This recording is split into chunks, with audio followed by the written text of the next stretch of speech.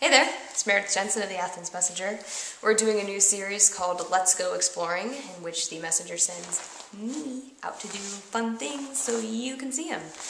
Tonight we are in Ross County at the Buzzard Roost Nature Preserve, and we are going to attempt to capture and band these little guys here, the saw-whet owl. Saw-whet owls are owls that are about yay big, so called for their sound. It sounds like whetting a saw, which means to sharpen a saw. It sounds like what you can hear in the distance. That's the sound that a saw being whetted sounds like. And so, thus is named the saw-whet owl. Tonight is very cold. I bet you can tell by my breath.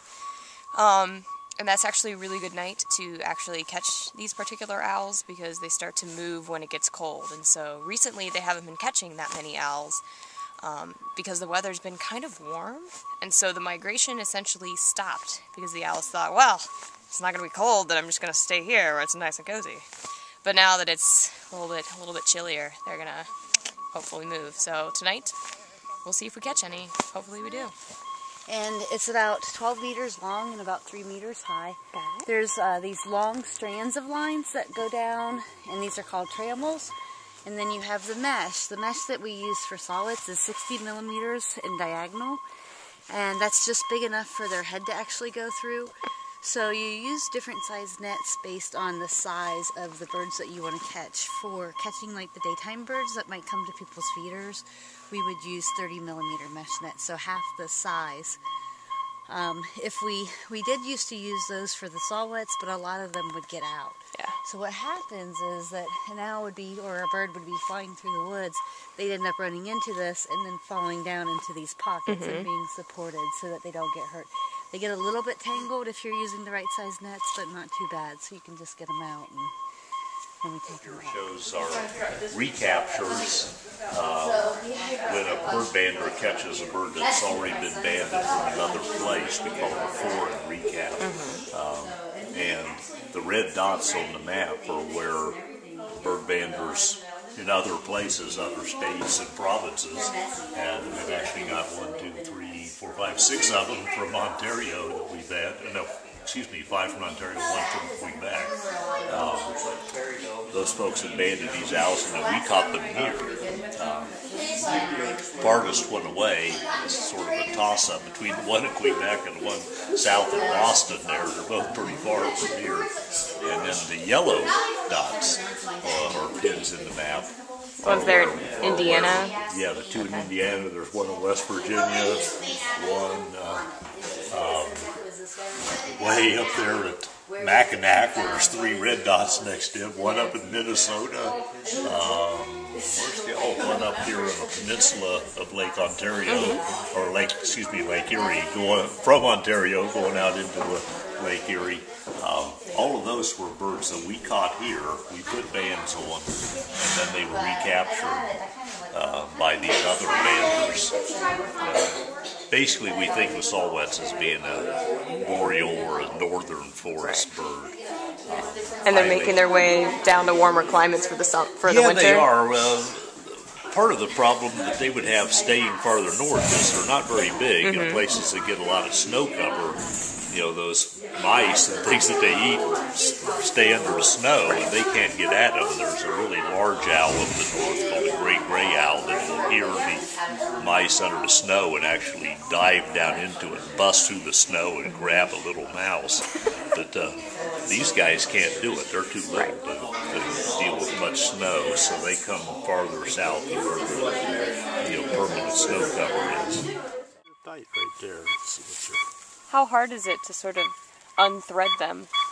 Sometimes real easy, other times not as easy. It's just because I can see the whole width through, and I just need to get this over the top of that wing. That should have done it. Well, maybe not. It's still just that one thread right there. I don't quite have it over the top. Yeah, sometimes you just can't see where the thread is because there's so many feathers up there. There we go. There. Alright, cool. Okay, I didn't look to see, but I think it's... Oop, you just got me. It's unbanded, so... Did you had an owl whenever we were here before, right? Yeah. When you Yeah. were here. Good. Okay, so So you put them in this little like we laundry put them bag? in this Yeah, little. lingerie bags. Yeah, you should see. And so now what she's going to do is band the owl with a particular number that they can trace back to this owl. So if another person finds it or if it flies in the net again, they know where it's located throughout the United States. The first thing we do is we put the band on. And because they have feathered legs, what I do is I close it most of the way. So most of the time I close the band the whole way. But see how there's feathers in the way? And I can't see it. And we want to make sure that they're butt-end bands. We want to make sure that they don't overlap at all so that the bird doesn't get hurt. So I put it on and I give this band a spin. And then that way I can see it. So see that opening still? We need to make sure that I close that the whole way. And why does she make that clicking noise? It's a warning. So she's just kind of warning me that I shouldn't mess with her. Don't do anything harsh to her. This is great. We usually, I mean, they all have their own personalities, but sometimes they'll get fixated on like a moth or something that's flying around. This one's obviously fixated on me touching her. Okay. When you draw an owl's face, it looks like you're missing something. Oh, just stick you down there. Its nose and mouth. Now it moved. It's 92.9. So she's put the owl in this little 92.9. cone Hold on. apparatus. It's mad now. Wait. So yeah, the cone is much. I like it. What we used to do is use a spring scale and pantyhose. Oh, So I remember Joe Lang used to use this is a little bit easier to get them out Okay, of. so this Daddy, one is I a remember female Joe Lang based used to Woohoo! on We have a the female. weight and Snout's a the, sheep. wing chord. Oops. So. oh. So the pink that you see is porphyrins. Porphyrins are deposited in the feathers of owls, at least saw-whets, when the feathers are developing. You can move that or whatever. So porphyrins are a product of, like a breakdown product of bile or of hemoglobin. And I'm not sure why it's deposited in the feathers, but it's really useful for us because they end up degrading really quickly under sunlight and wear. So it allows us to see differences in the feathers if there are any, and it's all pink, isn't it? Like diffuse light pink. So this is actually a young bird, a bird that was hatched this summer. And if it was an older bird, any feathers that it would have replaced this fall would be really bright pink. So these are all just nice and uniform, you think? A lot of owls have their ears at different heights, so one ear might be higher than the other ear. But there's 3 species in North America that actually have the shape of their ears that are different as well. Okay, so we're going to look at that. You're going to see this nice, the owls all have nice facial discs. This is to help direct the sound. And then they have these specialized feathers. Do you see how these feathers look different than the other feathers? So those feathers help the sound go to their ears. Their ears aren't up here, like you've seen some owls with ear tufts. Those are just feathers. Their ears aren't up there. Their ears are all in this area. So I'm going to work on getting it opened up so you guys can see. Ah, and this one cooperated. Wow. You guys see that? Look, there's a picture of you can see Wow. the eye. So anyway, once again, this is Meredith Jensen of the Athens Messenger signing off. I want to give a special thanks out to Kelly Williams-Sieg and Bob Placier for a wonderful evening. This is my little friend here.